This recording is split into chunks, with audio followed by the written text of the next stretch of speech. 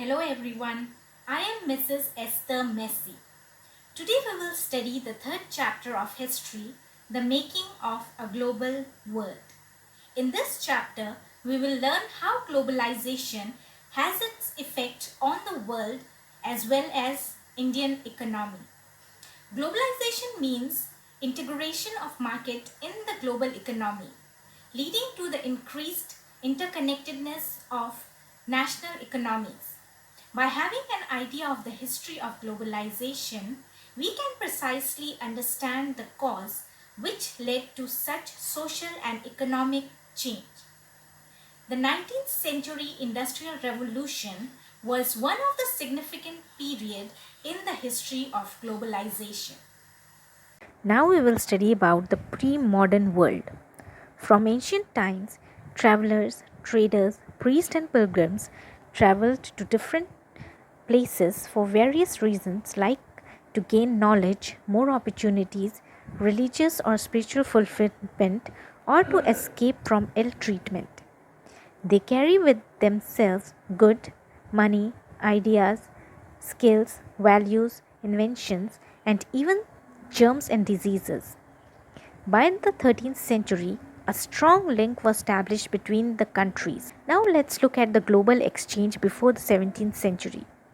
Before the 17th century, those people like travelers, traders, priests, and pilgrims who were pioneers of global exchange carried with them goods, many values, ideas, and inventions which were beneficial to the countries where they went.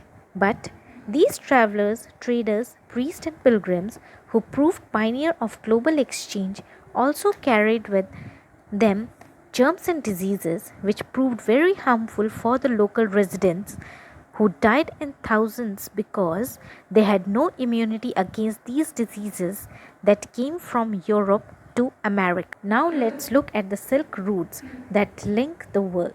The silk routes serve as a good example of the pre-modern trade and cultural links between the different parts of the world. Historians have found out various silk routes over land and through the sea. These routes were linked with the vast region of Asia, Europe, and North Africa. It is believed that these routes existed since before the Christian era and flourished till the 15th century. Not only silk, but the Chinese pottery also traveled the same route. Similarly, the textile and spices from India and Southeast Asia went to different parts. In return, the expensive metals like gold and silver moved from Europe to Asia. Just like trade, there were cultural exchange also. Now let's study about the food travels and how the new crops were introduced. Food is also a great example of cultural exchange. New crops were introduced to different places through trade and travelers. Various food items of the world sometimes share common origins. Take for example spaghetti and noodles. The belief that the noodles is that it traveled from China to West and became spaghetti. Some even say that pasta was taken to Sicily by the Arabs. Not only the specific ones, but even our common food such as potato, soya, groundnuts, maize, tomatoes, chilies, sweet potatoes were introduced in Europe and Asia after the discovery made by Christopher Columbus. These foods were only introduced in Europe and Asia after Christopher Columbus accidentally discovered the vast continent that would later become known as the Americas. Potatoes being cheap became an essential food for the poor of Europe. Island poorest peasants became so dependent on them that most of them died when the crop failed in the mid 1840s. The crisis cross of various cultures and people also resulted in the transfer of disease. So we can say that the pre-modern world saw the transfer of various elements of human society that also led to conquest and flourishing of trade. Now we will look at the conquest, disease and trade. The pre-modern world shrank after European sailors found a sea route to Asia and America in the 16th century. The Indian subcontinent was central to the trade, but The entry of Europeans helped to expand this trade towards Europe. The Spanish and Portuguese were the first European to conquer America in mid 16th century.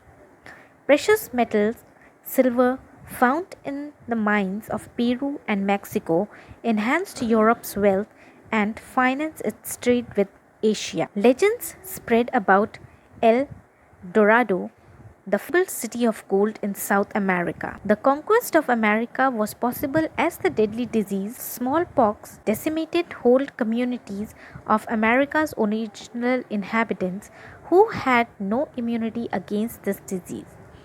As a result, thousands of Europeans moved to America and slave culture in Africa worked in plantation of cotton and sugar for European market. Europe emerged as the center of world trade. Students, I hope you all have understood this much. We will continue this lesson in my next video.